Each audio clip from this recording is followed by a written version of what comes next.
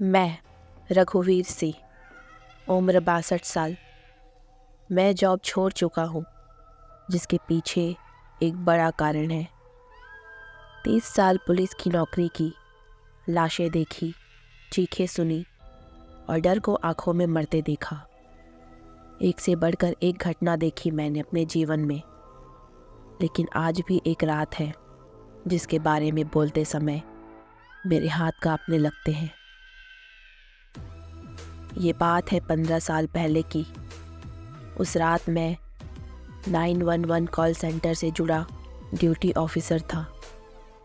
मुझे ये काम काफ़ी पसंद था, खासकर रात के समय, क्योंकि शहर सोया रहता था और कॉल कम आते थे।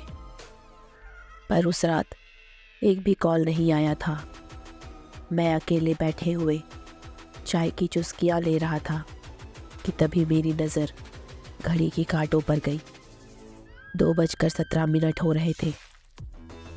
वो वक्त मुझे आज भी अच्छी तरह से याद है, क्योंकि ठीक उसी समय फ़ोन बजा। मैंने एक लंबी सांस ली और कॉल उठाया।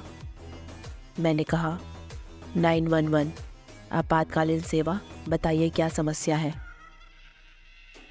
दूसरी तरफ से पहले सिर्फ सांसों की आवाज़ सुनाई दी, बहुत धीमी पर बहुत भारी। फिर एक औरत की फुसफुसाती आवाज़ आई, वो मेरे घर में है। मैं हैरान हो गया, आखिर वो किसकी बात कर रही है। मैंने पूछा, मैडम कौन है, आप कहाँ हैं? उसने कहा, ऊपर छत में कोई है, मुझे डर लग रहा है, वो नीचे आकर मुझे मार डालेगा। मैंने रिकॉर्ड में देखा, घर का पता एक पुराना फार्म हाउस था जो शहर के बाहर था। मैंने कहा, घबराइए नहीं मैडम, दरवाजे और खिड़कियां बंद रखिए, हम मदद के लिए पुलिस भेज रहे हैं। मैंने जैसे ही ये कहा, तभी कॉल पर एक और आवाज़ आई, जैसे कि कुछ गिरा हो। फिर एकदम से वो औरत चीखी, वो सीढ़ियाँ उतर रहा है, मुझे बचाओ, वो मुझे मार देगा, जल्दी आओ। मेरी सांसें थम गई। मैं सुन पा रहा था किसी के कदमों की आवाज़। वो औरत रोने लगी। मैंने फ़ौरन कहा, मैडम आप जहाँ भी हैं कहीं छुप जाइए, मैं फ़ौरन मदद भेज रहा हूँ। मैंने तेज़ कदमों की आवाज़ सुनी। फिर दरवाज़ा बंद होने की आवाज़ आई। उस औरत की सांसें तेज़ थी। उसने कहा, मैंने खुद को स्टोर रूम में बंद कर लिया है, लेकिन वो करीब आ रहा है। मैंने पूछा, कौन है वो? उस औरत ने कहा, पता नहीं, पर वो चलता नहीं रेंगता है। मैंने फ़ौरन अपनी टीम को इस बारे में बताया। वो औरत लाइन पर ही थी। जल्दी मैंने अपनी टीम को उस लोकेशन पर पहुंचने के लिए कहा। मैंने उस औरत से कहा, आप डरिए मत, मेरी टीम वहां पहुंच रही है। मैंने जैसे ही ये कहा, वैसे ही दरवाजे पर नाखून घसीटने की आवाज़ सुनाई दी। उस औरत ने कहा, वो आ गया है, अब मैं नहीं बच पाऊंगी। मैंने चिल्लाकर कहा, मैडम फ़ोन मत काटिए। फिर एकदम से दरवाज़ा खुलने की आवाज़ आई और उस औरत की चीख सुनाई दी, और फिर अचानक कॉल कट गई। मैं 2 मिनट के लिए एकदम सुन्न बैठा रहा। फिर वापस उसी नंबर पर मैंने कॉल किया, लेकिन लाइन बार बार डिस्कनेक्ट हो जा रही थी।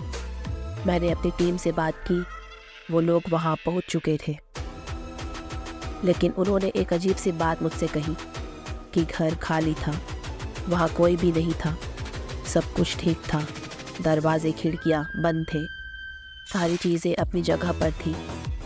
ऐसा लग नहीं रहा था कि वहाँ कुछ हुआ है। मैंने कहा, ठीक से चेक करो, स्टोर रूम में जाओ और देखो कि वो औरत ठीक है या नहीं।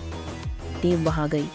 उन्होंने पूरे स्टोर रूम को चेक किया, वो औरत कहीं नहीं मिली, पर वहाँ की दीवार पर खून से लिखा था, आपने देर कर दी। पूरी टीम ये देखकर चौंक गई थी। उन्होंने पूरे घर को दोबारा चेक किया, छत पर भी गए, लेकिन वहाँ कुछ नहीं मिला। आस पड़ोस के लोगों से भी बात की टीम ने। लोगों ने बताया कि ये घर 10 साल से बंद पड़ा हुआ है, यहाँ कोई नहीं रहता। मैं हैरान था। मैं जानता था कि कुछ गलत है, लेकिन कुछ सबूत नहीं मिल पाया, इसलिए मामला ख़त्म हो गया। मुझे भी ऐसा ही लगा था, लेकिन नहीं, किस्सा अभी ख़त्म नहीं हुआ। उस औरत के बारे में सोचकर मैं सो नहीं पाता था। हर समय यही दिमाग में चलता रहता था कि आखिर क्या हुआ होगा उसके साथ। कुछ दिन बीते इस बात को। इन दिनों ज़्यादा कॉल्स नहीं आए और अकेले बैठा हुआ मैं उसी कॉल के बारे में सोचता रहता था। फिर एक रात जब मैं दोबारा ड्यूटी पर था तो ठीक 2:17 पर वापस से फ़ोन बजा। मैंने समय देखा। समय देखते ही मेरी हालत ख़राब हो गई थी। फिर मैंने नंबर पर ध्यान दिया। ये वही नंबर था। कांपते हुए हाथों से मैंने फ़ोन उठाया और कहा, 911 आपातकालीन सेवा, बताइए क्या समस्या है।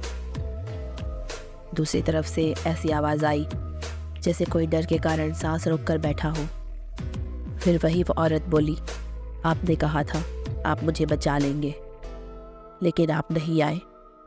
मैं कुछ बोल नहीं पाया। फिर सामने से उस औरत ने कहा, आपने देर कर दी। मैं चिल्लाया, क्या हुआ आपके साथ, कहाँ हैं आप सुरक्षित तो हैं? फ़ोन पर हल्की हंसी आई और फिर कॉल कट गया। मैंने दोबारा उस नंबर पर कॉल किया, पर कॉल नहीं लगा। मुझे समझ नहीं आ रहा था कि ये क्या हो रहा है। एक पल के लिए मुझे लगा कि शायद ये सब मेरा वहम है। मैं उसके बारे में कुछ ज़्यादा ही सोचने लगा था। पर फिर 3 दिन के बाद उसी समय उसी नंबर से दोबारा कॉल आया। मैंने तुरंत फ़ोन उठाया और इससे पहले कि मैं कुछ बोल पाता, उस औरत ने कहा, आपने मदद क्यों नहीं भेजी? मेरी हालत ख़राब हो गई थी। तुरंत मैंने फ़ोन डिस्कनेक्ट कर दिया और अपनी टीम को इस बारे में बताया। उन्होंने कहा कि ये मेरा वहम है, लेकिन मैंने उन्हें जांच करने के लिए फ़ोर्स किया तो उन्होंने कॉल रिकॉर्डिंग चेक की और मेरे होश उड़ गए। रिकॉर्डिंग में सिर्फ मेरी आवाज़ थी, किसी औरत की नहीं। ऐसा लग रहा था जैसे मैं अपने आप से बात कर रहा हूँ। यकीन नहीं हुआ मुझे। टीम के लोग कहने लगे कि मुझे आराम की ज़रूरत है, पर मैं जानता था कि ये कोई वहम नहीं बल्कि कुछ और ही है। अगली सुबह मैंने उस घर की मालकिन के बारे में खुद पता किया। जिस फार्म हाउस से कॉल आई थी, वहाँ की मालकिन की मौत 10 साल पहले ही हो चुकी थी, उसी स्टोर रूम में, ठीक 2:17 पर। मैं समझ गया कि ये वही औरत है जो ठीक इसी समय मुझे कॉल करती है। इसी कारण उसकी आवाज़ रिकॉर्ड नहीं होती। मैंने उसी दिन रिटायरमेंट के लिए अर्जी दे दी। और जानते हैं, अब हर रात ठीक 2:17 पर मेरा फ़ोन अपने आप ऑन हो जाता है। स्क्रीन पर बस एक चीज़ लिखी होती है, मिस कॉल 911, पर मैं कभी वापस कॉल नहीं करता।